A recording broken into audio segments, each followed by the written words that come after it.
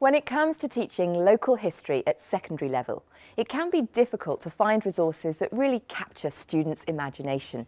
Well, today on Resource Review, we're looking at 3 that might just help.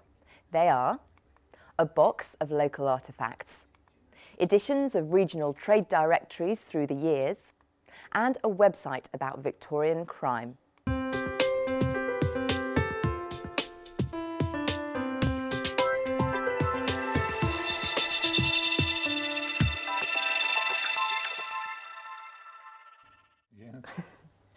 Recommending today's resources is Alf Wilkinson.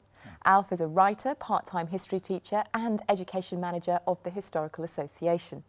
On the panel today is John Clark, Deputy Head with responsibility for the history curriculum at Walsall Academy.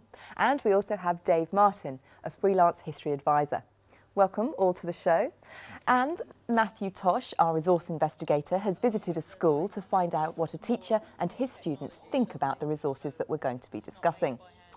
Now, Alf, generally speaking, when we're thinking about local history, are there many resources across the country to help teachers teach this subject? Yes. I think local history scares lots of teachers. They say, I'm not from round here, I don't know the area. And there's not an off-the-peg resource like a history textbook for Key Stage 3 or Key Stage 4.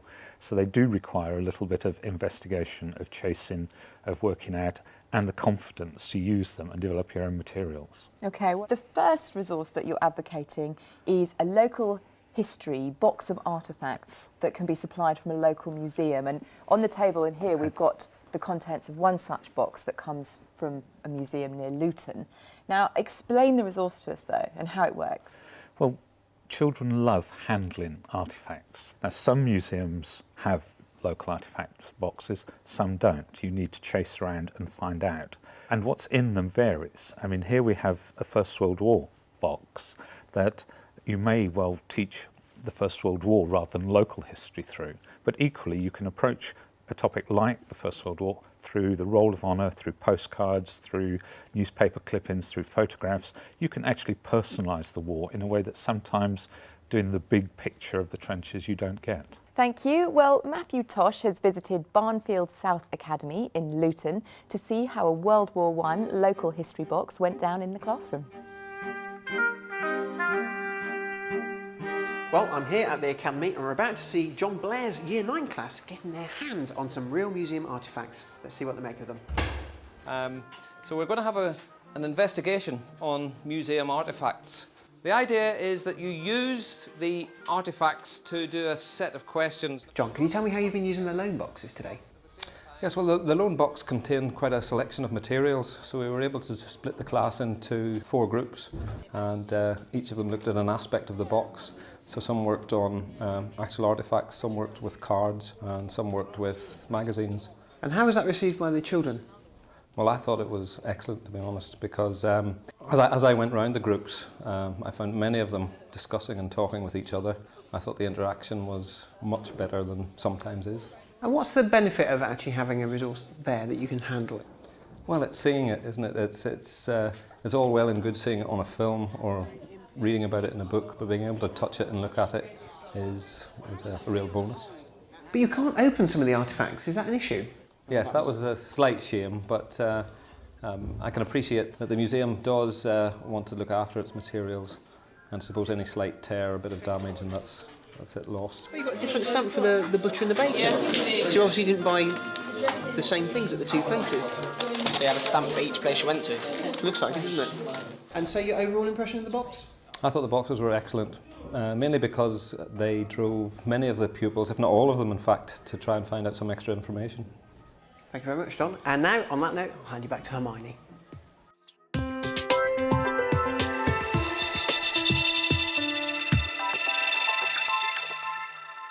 John, what do you make of the use of local history boxes? I think it's great that people are amazingly allowed to touch these valuable resources.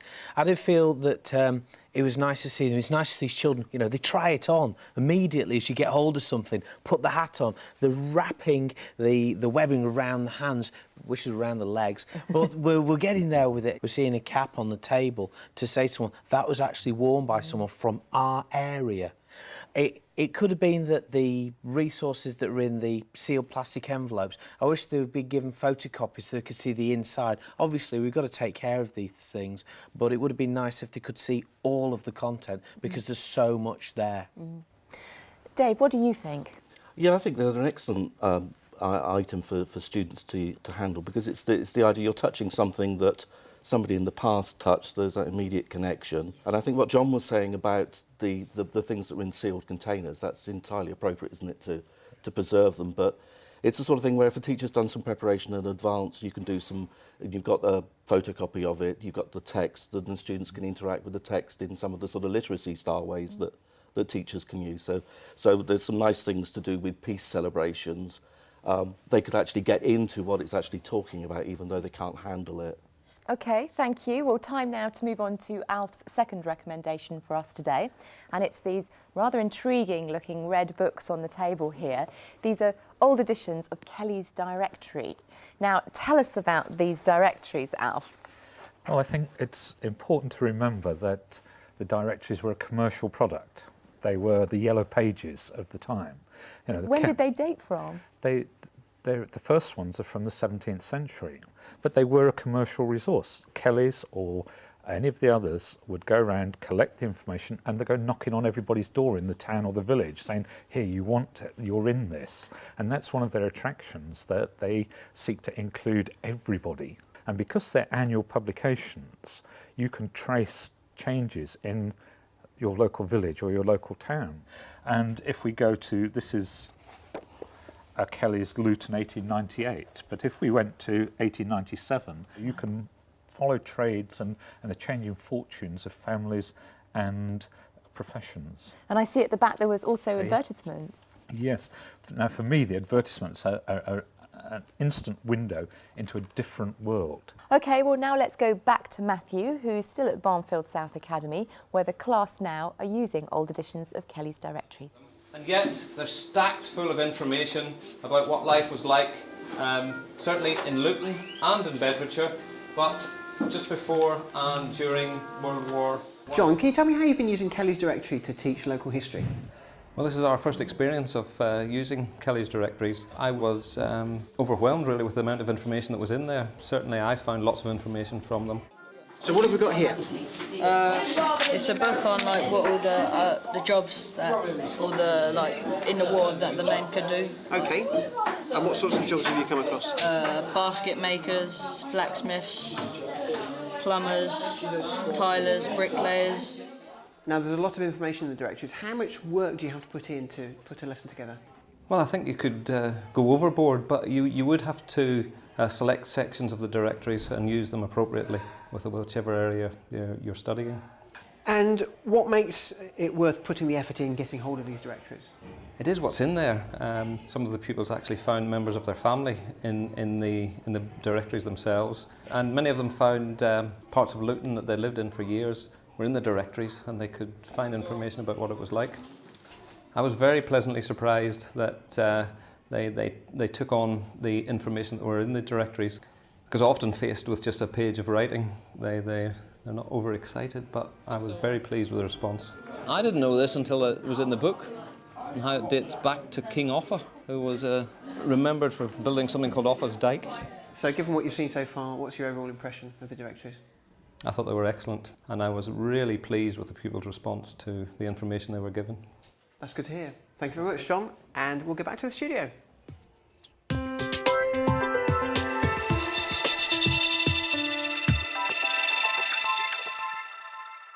Well, Dave, Kelly's Directory seemed to go down very well in that classroom. What do you make of them? I love using Kelly's Directories, to be honest. I used to use them when I was teaching in Bromsgrove, and the youngsters would use them to explore the changing pattern of employment in the town. So, for example, in the 1830s, 40s, you could see the arrival of the railway. So they looked like quite a dry resource on the surface, but actually, when you put the preparation into thinking about what you wanted to do with them as a teacher, you got some really fascinating material out of them. John, what do you make of them? I think with the changes that are happening with all of our towns in Britain, to go back and look at where the roots are with students and say, you know, this is why your town was here, this is what happened over time and changed, even though we're talking about missing gaps and sequences, and even though we can't have sometimes the real thing, why can't we go to the local library? Go to the local library. Those skills are really important, and I'm sure that if you say to a local librarian, we'd really love to come down, look at your Kelly's directories, we have some photocopies, can we do a workshop with you? I'm sure that they will be saying yes, yes, yes all the way. OK, let's move on to Alf's third choice of resource for us today, and it's a website called Victorian Crime and Punishment. Alf, we've got it here on the laptop. Talk us through this resource. Well, it's a huge database of prisoners from most of the 19th century, from 3 prisons, from Bedford Prison, from Cambridge Prison and from Huntingdon Prison. There's several case studies, prisoner case studies, like on the front page here we have Henry Catlin, who was deported for stealing 3 and 6pence. And that immediately grabs kids' attention. And there's thousands and thousands of these prisoners, their details, and the supporting material on the jails, on the justice system and so on. But it's really these prisoner records that are the meat of the resource. Presumably, this is a great website for teaching local history. Are there other websites like this? It is obviously a local resource, and you will need to ferret around in your local area to find this or the equivalent. John, what do you make of a website like this? Prisoner of the day, fantastic. I wonder if he's served with soup. Absolutely great. I really do think it's brilliant. It's not something I've come across, but I would say that I'd move away from my local history and say we could plan a unit around this, just around crime and punishment, and link to this and say, right, students, you know, let's go out and see what we can find in our area, because this would be a great starter for them for a local area. It's teaching a skill.